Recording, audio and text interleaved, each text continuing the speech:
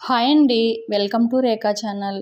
ఈ వీడియోలో స్వీట్ కార్న్తో వడలు తయారు చేసుకుందాం. చాలా టేస్టీగా ఉంటాయి. కొద్దిగా తీయగా కారం కారంగా చాలా బాగుంటాయి. పిల్లలకు పెద్దలకు అందరికీ చాలా బాగా నచ్చుతాయి.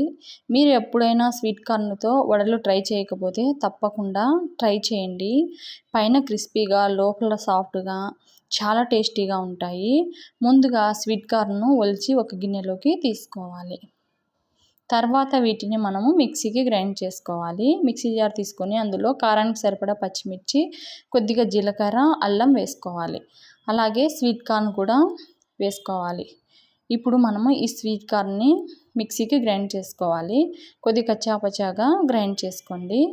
ఇప్పుడు ఒక గిన్నెలోకి తీసుకోవాలి. తర్వాత నేను ఇంకొక వాయి కూడా గ్రైండ్ చేసుకున్నాను. వీటిని కూడా మనము కొద్దిగా కచ్చాపచ్చాగా గ్రైండ్ చేసుకోవాలి. అంతా గ్రైండ్ చేసుకున్న తర్వాత ఒక గిన్నెలోకి తీసుకోవాలి. తర్వాత రుచికి సరిపడ ఉప్పు, పావు టీ స్పూన్ దాకా పసుపు వేసుకోవాలి. తర్వాత ఒక హాఫ్ కప్పు శనగపిండి వేసుకోండి. 2 టేబుల్ స్పూన్స్ రైస్ ఫ్లోర్ కూడా వేసుకోవాలి. ఇప్పుడు ఇదంతా ఒకసారి బాగా కలుపుకోవాలి.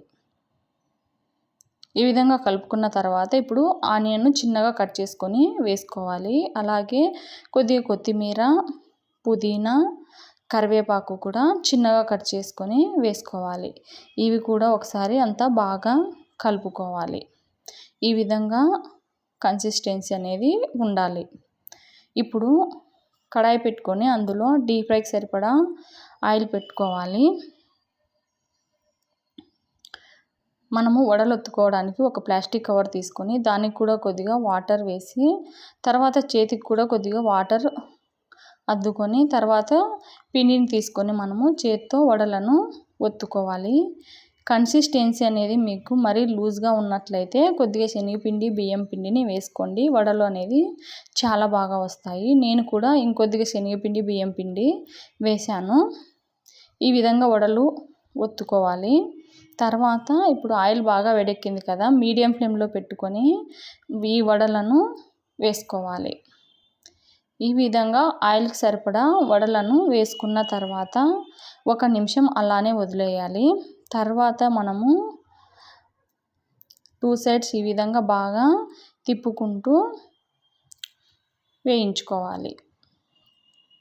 అప్పుడే వడలు అనేవి మంచిగా లోపల సాఫ్ట్గా పైన క్రిస్పీగా చాలా బాగా వస్తాయి. ఈ వడలు చాలా టేస్టీగా ఉంటాయి. ఎప్పుడైనా మీరు ట్రై చేయకపోతే ఒకసారి తప్పకుండా ట్రై చేయండి. ట్రై చేసి ఎలా వచ్చాయో కూడా షేర్ చేయండి. ఈ వీడియో మీకు నచ్చితే లైక్ చేయండి, షేర్ చేయండి. అలాగే ఇలాంటి మంచి మంచి వీడియోస్ కోసం మన రేఖా ఛానల్ని తప్పకుండా సబ్స్క్రైబ్ చేసుకోండి. Thank you for watching. Bye.